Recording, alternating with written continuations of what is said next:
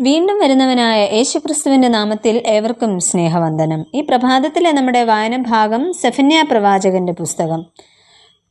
ഇന്നത്തെ ചിന്തയ്ക്കായി വിശുദ്ധ യോഹന്നാൻ എഴുതിയ സുവിശേഷം 4-ാം അധ്യായം 7-ാം വാക്യം. ഒരു ശമര്യ സ്ത്രീ വെള്ളം കോരുവാൻ വന്നു. പലസ്തീൻ നാടിന്റെ മധ്യഭാഗമായ എഫ്രയീം മലനാട്ടിൽ അധിവസിച്ചിരുന്നവരെയാണ് ശമര്യർ എന്ന് വിളിച്ചിരുന്നത്. എന്നാൽ ശമര്യരുടെ പതനത്തിനു ശേഷം ബാബിലോണിലെ കൂദായിൽ നിന്നുള്ള ആളുകളെ അസീറിയ ചക്രവർത്തി ശമര്യയിൽ കൊണ്ടുവന്ന് താമസിപ്പിച്ചു. അതിനാൽ ശമര്യക്കാരെ കൂദാക്കാർ എന്ന പേരിലും അറിയപ്പെട്ടിരുന്നു. അങ്ങനെ സമ്മിശ്ര ജനതയായ ശമര്യർ അവരവരുടെ സ്വന്തം നാട്ടിലെ ദേവ ആരാധനയും ആചാരങ്ങളും ശമര്യയിലും അനുഷ്ഠിച്ചിരുന്നു. ശമര്യരുടെ വിശുദ്ധ ഗ്രന്ഥം എന്ന് പറയുന്നത് മോശയുടെ 5 പുസ്തകങ്ങൾ മാത്രം ആയിരുന്നു. വേദപുസ്തകത്തിലെ ചില വ്യക്തികൾ മറ്റു ചിലരെ യേശുവിങ്കിലേക്ക് കൊണ്ടുവന്നിരുന്നു. എന്നാൽ ഇന്ന് നമ്മൾ കാണുന്നത് ഒരു സ്ത്രീയുടെ സാക്ഷ്യത്തിലൂടെ വളരെ വലിയൊരു ജനക്കൂട്ടം മാനസാന്തരപ്പെടുന്നതാണ്.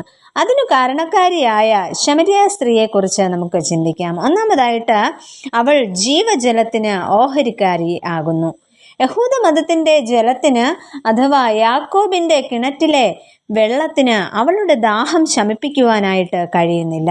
ഒരു സ്ത്രീയോട് പരസ്യമായി ഒരു റബ്ബി സംസാരിക്കുക, ശമര്യക്കാരിയോട് യഹൂദർ വെള്ളം ചോദിക്കുക, ഇവയൊന്നും കേട്ടുകേൾവി പോലും ഇല്ലാത്ത കാര്യങ്ങളാണ്. ശമര്യരെ അശുദ്ധരായിട്ടാണ് യഹൂദർ കരുതിയിരുന്നത്. എന്നാൽ യേശു കർത്താവ് സ്ത്രീകളോട് ഉയർന്ന ബഹുമാനത്തോടു കൂടെയാണ് ഇടപഴകിയിരുന്നത്. അവർ യേശുവിനോട് നാട്ടു നടപ്പിനെ കുറിച്ച് പറയുന്നു. കാരണം നമുക്ക് തമ്മിൽ സമ്പർക്കമില്ലാത്തതാണ്. ഇവിടെ അവൾ കാണുന്നത് ഒരു യഹൂദനെയാണ്, അഥവാ ദാഹിക്കുന്ന ഒരു സഞ്ചാരിയെ.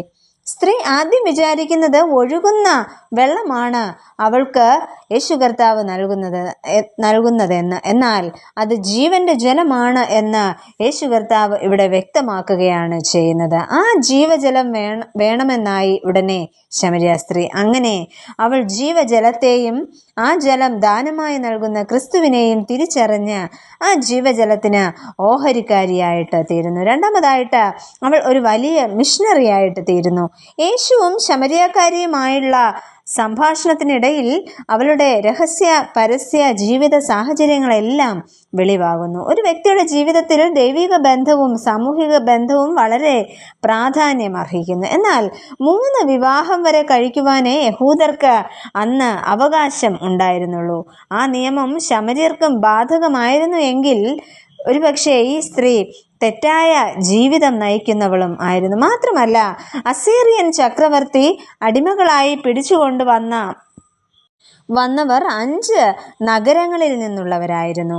അങ്ങനെ അവർ തങ്ങളുടെ വിഗ്രഹങ്ങളും ആരാധനാ സമ്പ്രദായങ്ങളും പോരുമ്പോൾ അവരുടെ കൂട്ടത്തിൽ കൊണ്ടുവന്നിരുന്നു. എന്നാൽ ഭർത്താവ് എന്ന വാക്കിൻ്റെ എബ്രായ പദം ബാൽ, നാഥൻ, കർത്താവ് എന്നൊക്കെയാണ്. അതിനാൽ യേശു പറഞ്ഞത് ഒരുപക്ഷെ ഇപ്രകാരമായിരിക്കാം: നിങ്ങൾ 5 ബാലിനെ ആരാധിക്കുന്നു അല്ലെങ്കിൽ ആരാധിച്ചിരുന്നു.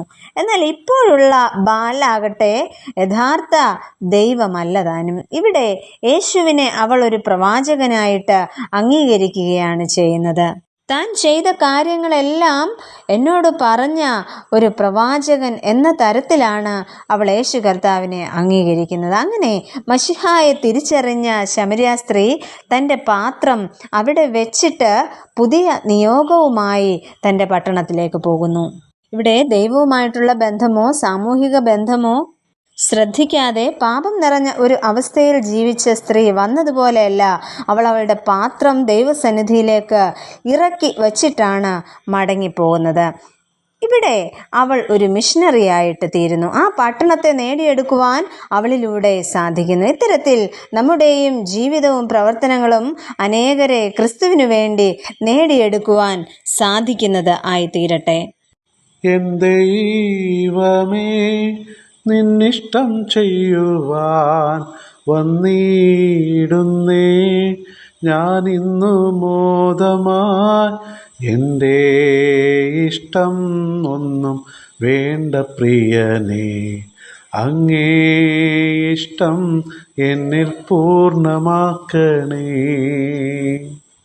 കർത്താവെ, ഞങ്ങളുടെ ജീവിതത്തിലൂടെയും പ്രവർത്തനങ്ങളിലൂടെയും അനേകർക്ക് അങ്ങയെ കാണുവാനുള്ള ഒരു മുഖാന്തരത്തെ ഒരുക്കണമേ. ആമേൻ.